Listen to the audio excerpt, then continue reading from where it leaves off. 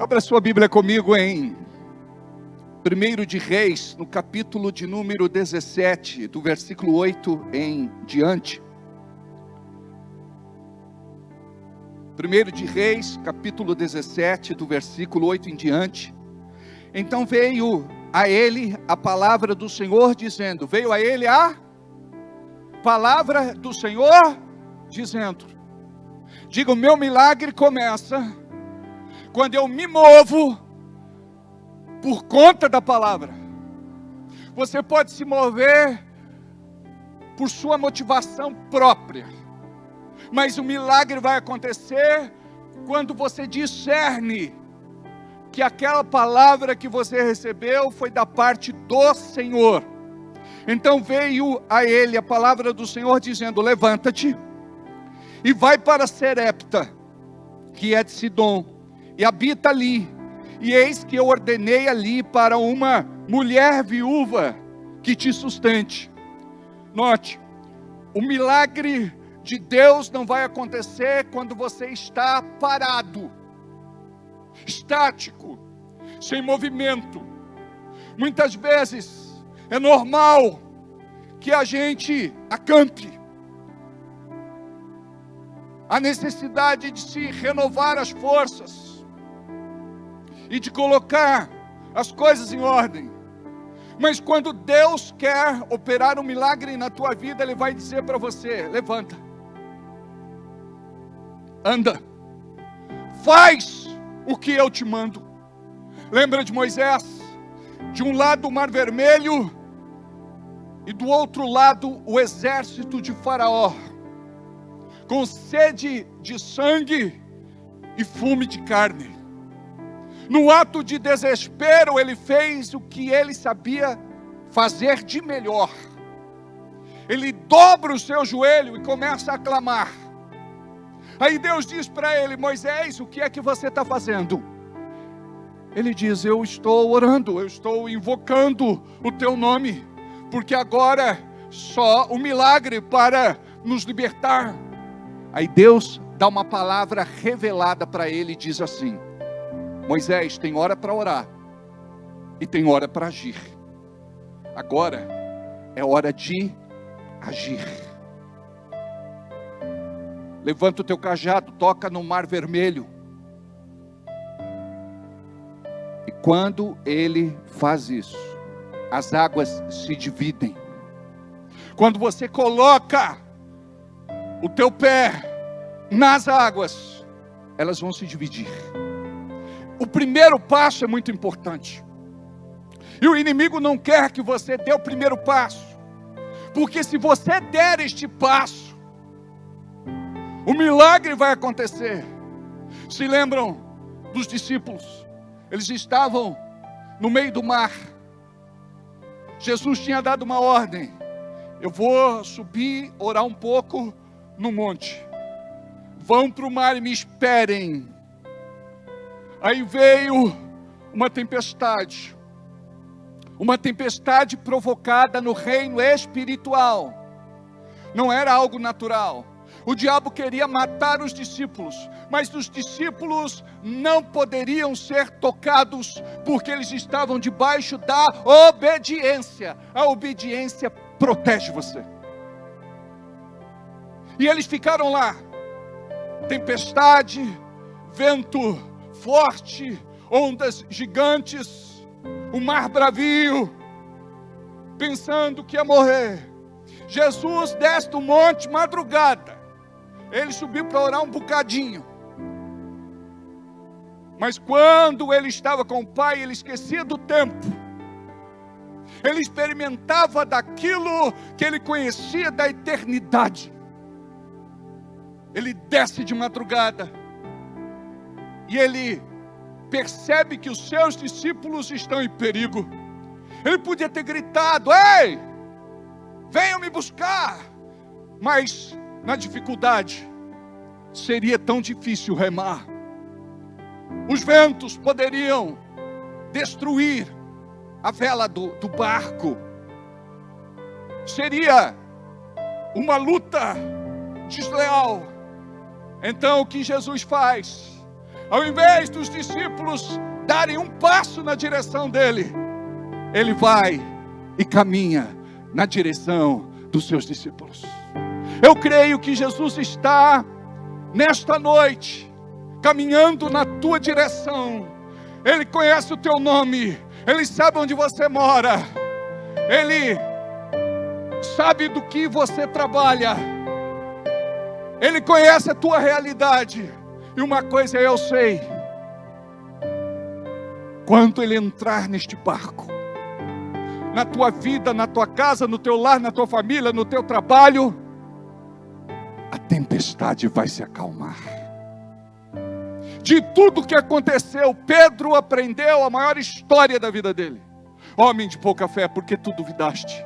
Não era para você se afundar, não era para você beber água, não era para você quase morrer, era para você vir até mim, me dar um abraço e caminharmos juntos em direção ao barco. Então não deixe o medo tomar conta de você, o terror, a insegurança. Confia, porque este Deus é poderoso para fazer infinitamente mais em nome de Jesus. Amém? Glória a Deus. Imagina só, Deus fala para ele: ô Elias, você vai para Sarepta, que é de Sidom, e você vai morar lá um tempo. E quem vai cuidar de você vai ser uma viúva pobre e necessitada. Aí você ouve isso e diz: mas não tem lógica. Deus, sendo Deus, vai mandar um profeta, um homem de Deus, para uma casa de uma mulher pobre e necessitada. Vocês lembram a história de Obed-Edom? Quando a arca entra na casa dele, ele prospera de forma sobrenatural. Obed-Edom teve a sua história mudada, porque a arca entrou dentro da casa deles. Agora, ela vai ter contato com um profeta. E quando Deus manda um profeta, é porque Ele tem um propósito. Muitas vezes nós queremos profetas de destaque, profetas da mídia, quando na verdade você tem profetas do seu lado que está te entregando uma palavra, orando, intercedendo por você, e você não acredita. Então não é o santo de fora que vai fazer milagre, preste atenção, é o santo de dentro. Tem um ditado por aí: não, santo de casa não faz milagre, então ele vai buscar santo de fora. Preste atenção, diga comigo: eu sou profeta de Deus. Quando você entender isso, você vai começar a viver aquilo que Deus tem para a tua vida. E para você viver o que Deus tem para a tua vida, você deve entregar primeiro, porque mesmo sem você se achar preparado, quando você entrega, é algo que você está plantando e é algo que você vai receber. Na porção e na proporção da tua fé, em nome de Jesus. A partir de hoje, para de se sentir frustrado, decepcionado, desiludido, derrotado e fracassado. Começa a entender: eu sou profeta de Deus. E quando eu abro a minha boca, as coisas se alinham. Lembra? Diz a palavra que Jesus estava dormindo no barco. De novo, veio uma tempestade. O diabo queria matá-los. Só que o diabo não podia fazer isso. Por quê? Porque Jesus estava no barco. Tem um cântico que diz que quando Jesus está no barco, tudo vai muito bem. Mas os discípulos não conheciam essa música. Ficaram desesperados. Quando Jesus é acordado, ele espreguiça calmamente, boceja. O que está acontecendo? Preste atenção: quando estamos em estado de graça, a gente nem percebe o barco saculejar. A gente não percebe nem a água entrar dentro do barco. Estamos perecendo, nós vamos morrer, Jesus. Aí diz a Bíblia que ele fica de pé. E ele fala com o vento. Gente, o vento pode ouvir? Tem uma revelação aí. Ele fala com quem está agindo por detrás do vento. E ele sabia quem era. Preste atenção. Sabe este vento na tua vida, essa tempestade na tua vida, este levante na tua vida, este ataque na tua vida, tem nome. Mas quando você abre a boca e libera autoridade e fé, a bonança vai se estabelecer em nome de Jesus. Amém? Então ele se levantou e foi a Serepta. Diga, ele obedeceu. E chegando à porta da cidade, eis que estava ali uma mulher viúva apanhando lenha. E ele a chamou e lhe disse: trazei-me, peço-te, um vaso, um pouco de água para que eu beba. E indo ela a trazê-la, ele a chamou e lhe disse: trazei-me agora também um bocado de pão na tua mão. Perceba, ele aqui, ele testa aquela mulher. Diga, eu sou testado todos os dias. Olha para quem está do teu lado e diga, você não pode ser reprovado no teste. Nós somos provados todos os dias, nas pequenas e nas grandes coisas. Quanto mais você cresce, o teste se torna mais difícil. Aí você diz, eu oro a Deus, pastor, eu peço para Ele falar comigo, Ele não fala. Por quê? Porque Deus fica em silêncio na prova. Deus fica em silêncio no teste. Não é assim com um professor. Você quer conversar com ele, ele diz assim, ó, faz o teste, passa pela prova. Uma coisa é certa, ele não disse que seria fácil, mas ele nos garantiu que estaria conosco. Isso vai fazer toda a diferença. Aí ele testa a mulher vai e pega a água e traz para ele. Só que daí ele pede um bocado de pão. Porém ela disse, vive o Senhor teu Deus, que nem um bolo tenho, senão somente um punhado de farinha numa panela, e um pouco de azeite numa botija. E vês aqui, apanhei 2 gravetos, e vou prepará-los para mim e para o meu filho, para que comamos e morramos. Sabe o que significa isso? Ela não tinha mais esperança de nada.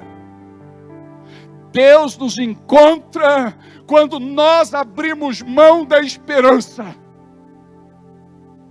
Quando a gente começa a ter aqueles pensamentos doidos, quando a gente começa a surtar, mesmo estando dentro de uma igreja. Ela não estava se fazendo de vítima, ela estava apenas desabafando, colocando para fora a sua verdade.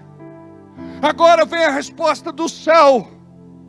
E Elias lhe disse, não temas, vai e faze conforme a tua palavra, porém faze dele primeiro para mim um bolo pequeno, e traze-mo aqui, depois farás para ti e para o teu filho.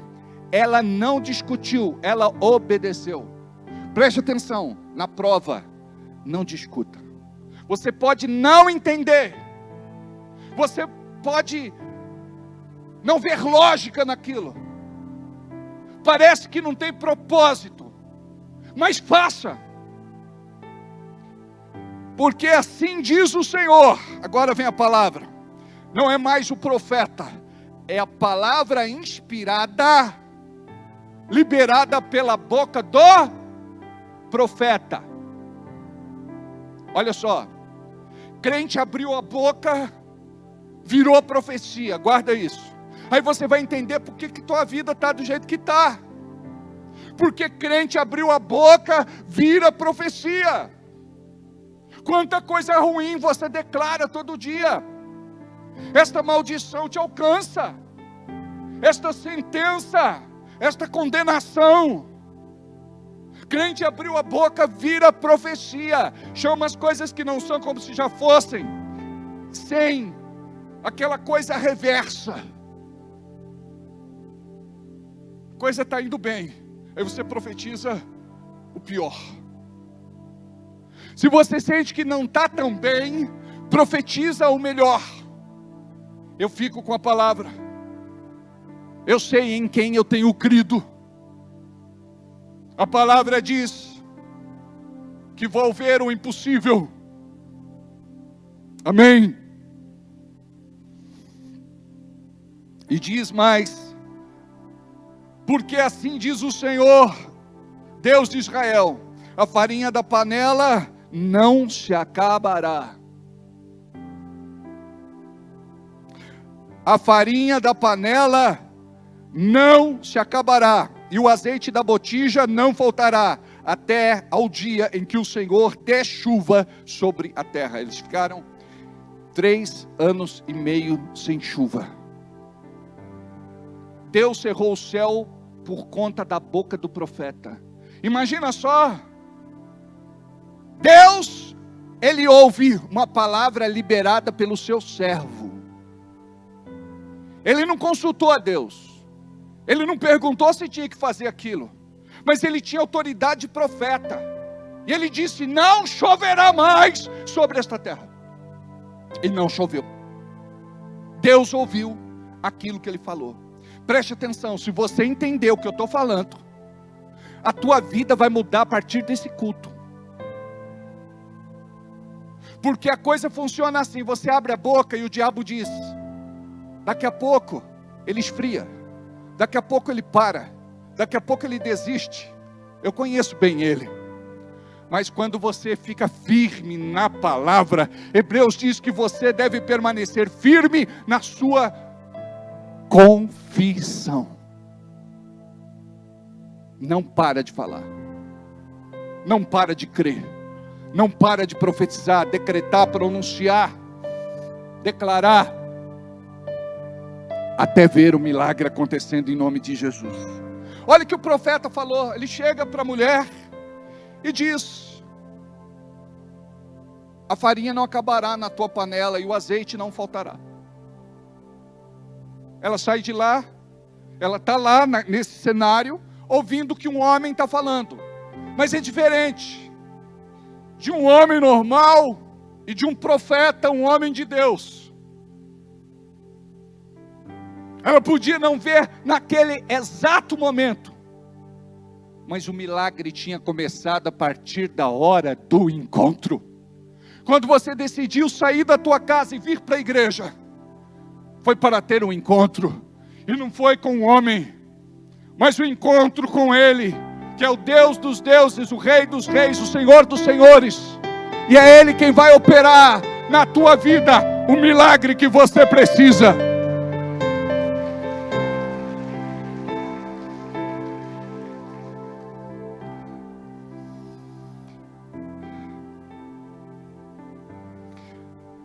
E Elias disse: não temas. Ou melhor, 12. Porém ela disse: vive o Senhor teu Deus, que nem um bolo tenho, senão somente um punhado de farinha numa panela e um pouco de azeite numa botija. E vês aqui, apanhei 2 gravetos para prepará-lo para mim e para o meu filho, para que comamos e morramos. E Elias lhe disse: não temas, vai, faze conforme a tua palavra, porém faze primeiro para mim, porque quando você honra Deus primeiro, Deus te honra. Você olha para a tua conta hoje, você diz: estou no vermelho, estou com as contas estouradas, faz tempo que a minha vida financeira vai de mal a pior, eu não consigo administrar a minha vida, estou com contas atrasadas, tudo está indo de mal a pior, eu não quero nem saber mais quanto eu devo. E você de repente entrega o governo da tua vida financeira a Mamon. Não pense você que Mamon age simplesmente para trazer avareza no coração dos filhos de Deus, para que os filhos de Deus que têm dinheiro não entreguem. Mamon, ele tem várias formas de agir, e uma das formas que Mamon tem de agir é de prender o crente na pobreza, miséria, falta, necessidade, prejuízo, crise financeira e escassez. Mamon, ele ordena vários demônios, e cada um destes demônios tem uma missão específica. Agora nós precisamos compreender que nós não estamos sujeitos à influência de Mamon, porque querendo Deus operar, nada e ninguém impedirá, nem Mamon. A Bíblia diz que maior é o que está em nós do que aquele que opera no mundo, e é Mamon, o Deus das riquezas. Quando a Bíblia fala de sistema, fala de cosmos, e a Bíblia diz que o mundo jaz no maligno, o mundo está morto para Deus. Mas quando você compreende, não, eu sou filho, preste atenção, diga, filhos têm direitos. Olha para quem está do teu lado e diga, filhos têm direitos. Diga para essa pessoa, por que você abriu mão dos teus direitos? Por que você desistiu da tua fé? Hoje você vai se levantar daqui sabendo que tem os seus direitos, como filho de Deus. Vai assumir tua autoridade, vai abrir a tua boca e dizer, recua! Tira as mãos do que é meu. Você não pode roubar o meu despojo. Estou numa guerra, e eu tenho vencido, porque maior é o que está em mim, maior é o que está comigo. Tudo posso, porque Ele me fortalece. Aí você não desiste. E olha só, porque assim diz o Senhor, Deus de Israel. Mais uma vez, Ele fala inspirado pelo Espírito Santo. Diga, Espírito Santo, eu quero falar inspirado por Ti. Mais uma vez, Espírito Santo, eu quero falar inspirado por Ti. Mais uma vez, Espírito Santo, eu quero falar inspirado por Ti. Porque assim diz o Senhor, Deus de Israel, a farinha da panela não se acabará, o azeite da botija não faltará, até o dia em que o Senhor dê chuva sobre a terra. E ela foi, e fez conforme a palavra de Elias. Diga, ela creu. E assim comeu ela, e ele, e a sua casa muitos dias. Preste atenção, ela faz o bolo e ela leva para o profeta, e o profeta diz, eu só testei você. Vai e come e dá para o seu filho. Prestou atenção? Tem muita gente que fala, é para o pastor. Nada é para o pastor, é para Deus. E quando você faz para Deus, tem devolutiva, tem resposta, tem retribuição, tem colheita. E é isso que você precisa compreender. Ela não fez para o homem, ela pensou que era para o homem, mas ela só foi testada. E diz a Bíblia, e ela foi e fez conforme a palavra de Elias, e assim comeu ela e ele, a sua casa por muitos dias. Da panela a farinha não se acabou, e da botija o azeite não faltou, conforme a palavra do profeta, que ele falara pelo ministério de Elias. Agora eu vou falar e você vai colocar o teu nome no final da frase, tá bom? Eu vou colocar o meu nome e cada um de vocês vai colocar o nome de vocês, tá certo? Diz assim a Bíblia. Repete comigo. Da panela, não, mais forte. Da panela, a farinha não se acabou, e da botija o azeite não faltou, conforme a palavra do Senhor, que ele falara pelo ministério de Alberto. Mais forte! Mais forte! Aplauda o Senhor!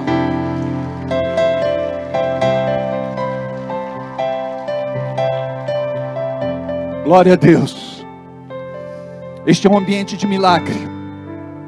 Este é um ambiente de milagre. Oh, eu sinto o Espírito Santo aqui. Oh, requei calabassuri andalabarra. Separa o teu melhor agora. O teu dízimo e a tua oferta. Se você não entregou, separa a oferta da ceia.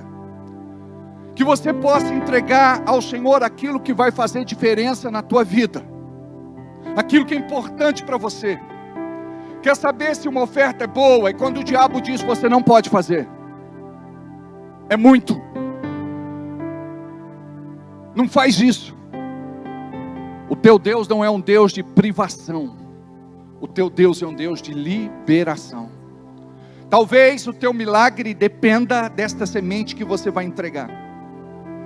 Não só para a bênção financeira, para você ver Deus operando de novo na sua casa, no seu lar, na sua família, abençoando a tua vida pessoal, emocional, sentimental, afetiva, para Deus operar na sua vida profissional, no seu trabalho, nos seus projetos, até mesmo na tua vida espiritual. Guarda o que Deus entregou para você nesta noite, em nome de Jesus.